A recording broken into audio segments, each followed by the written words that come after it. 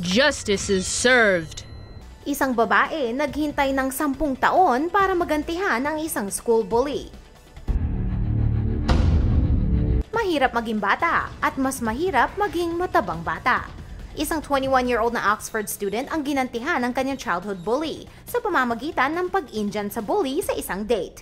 Si Louisa Manning ay nabully sa eskwelahan noong siya ay bata pa. Tinawag siyang man beast at lagi siyang tinutukso tungkol sa kanyang kabigatan at body hair.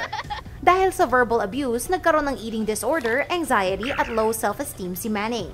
Buti na lang at isa na siyang self-confident na babae ngayon.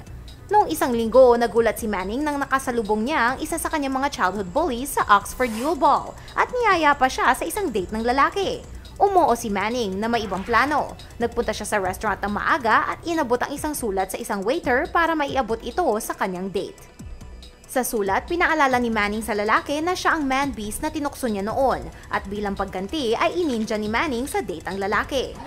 Pagkatapos ay in-upload niya ang sulat at litrato niya noong siya ay 12 years old sa Facebook. Ito ay na-share na ng mahigit 600 beses at may 15,000 likes. Ayon kay Manning ay nag-sorry din ang lalaki pero para kay Manning ito ay 10 years too late. Tandaan mga kids, karma's a bitch.